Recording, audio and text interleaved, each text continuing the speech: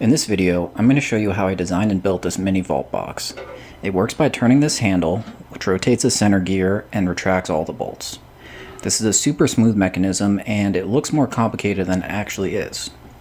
Everything is 3D printed with the exception of a single skateboard bearing for the center gear. So if you want to make one of these for yourself, the files are available for free on Printables and MakerWorld. Also, I deliberately made this small enough to print on smaller 3D printers like the Prusa Mini or Bamboo Labs A1 Mini, so unlike my previous other designs, this can be printed on just about any 3D printer. I spent a lot of time streamlining the design, and I'm very proud to say that everything is printed without support material, and it's only about 500 grams of filament, so it doesn't even take too long to print. So without further ado, let me show you how I put this together. We're going to start by taking this big gear and adding a bearing to the underside. So you can see that there's a hole right there, and that is sized to fit a standard skateboard bearing. So you can buy these anywhere. I got this 20 pack for $10 on Amazon.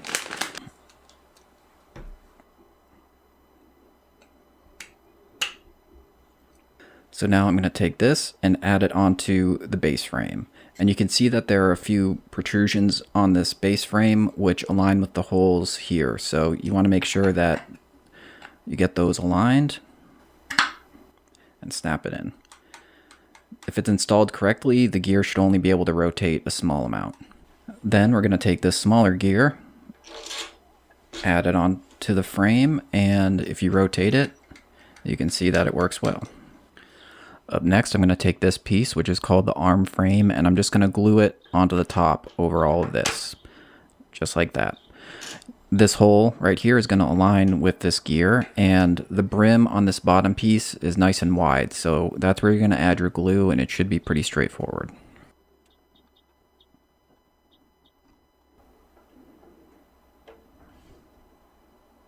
The next step is to add the arms and the bolts. So this little piece is an arm, and this little piece is a bolt, and you simply slide them together like that, and then we're going to take this whole thing and loop the arm onto one of these pegs and put the bolt into one of the slots. You can test it by giving it a spin, and you can see that the bolt's being extended and retracted. So now I'm just going to do that for the rest of the 9 bolts, and that'll be that.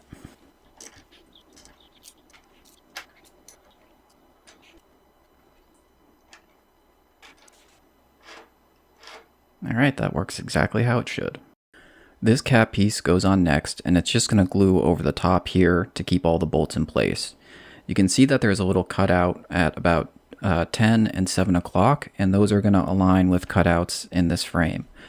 So I recommend adding glue to this frame itself rather than trying to add it to the cap. It'll just make it a little easier to put together. Now I'm going to align the cap and place it on. Okay. And since this brim is kind of narrow, I'm going to clamp everything together to make sure that it has a good fit.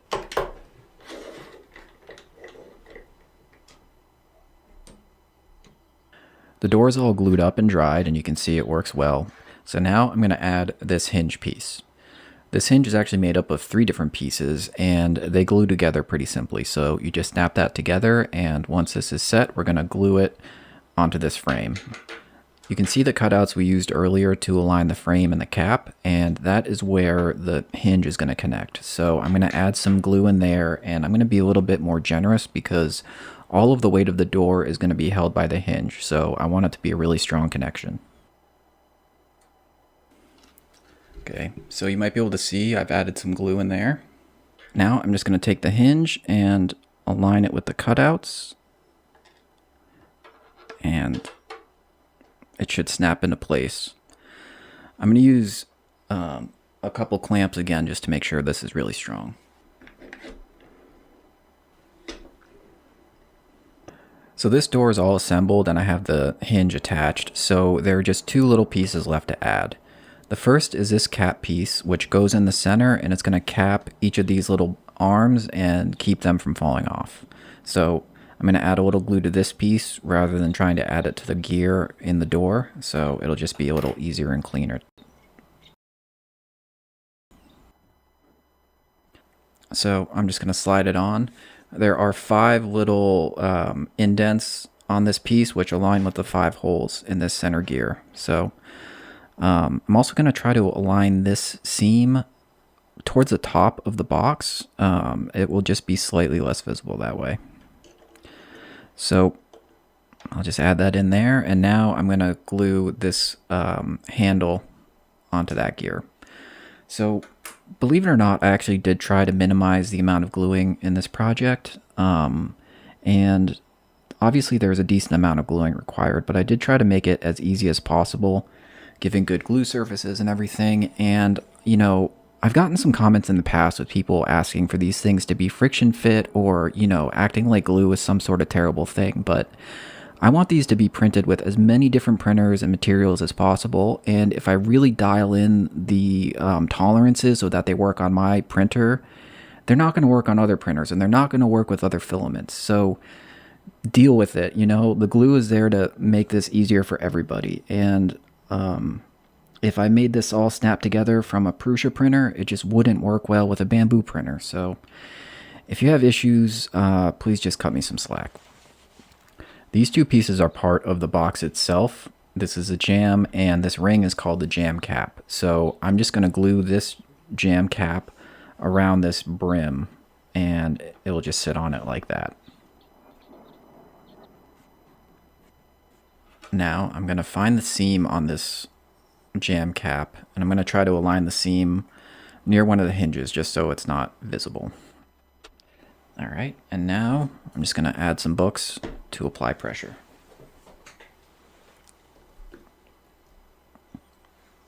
The door connects to the jam piece using these little hinges. So these will slide on to your door hinge like this, and then glue into these recesses. So I'm going to add a little bit of glue to the jam piece.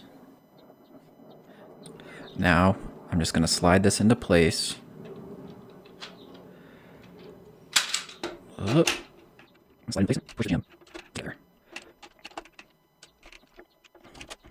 There we go. It took some convincing, but I'm going to use clamps to make sure it gets set properly. So the door and the jam are all done, and the last thing we need to do is add it to the box. So this is a box piece, and you can see on the bottom I've put my name and then a few little recesses. So if you have little silicone feet or felt pads or something, you can add those to the bottom, but it's definitely not necessary. So figure out which side's the bottom, and you're going to want the hinges to be on the left. So I'm going to add some glue to the little brim on the inside of this box. Then I'm just going to set this in there and let it dry. So this is a final product, and I've printed a handful of these, which you can see in the background, and they've all come out great. So I'm really hoping that this goes well for anybody who wants to print one for yourselves. It gives a lot of options for color combinations. You can see this one, I went a little crazy. So if you do make one, please share photos on Printables or Maker World. I'd love to see it. And if you're still watching at this point, please give the video a like and subscribe to my channel. If you've built any of my things in the past, the best way to say thanks would just be to subscribe. That means a lot. So anyway, thanks again for watching. I hope you enjoyed, and I'll see you next time.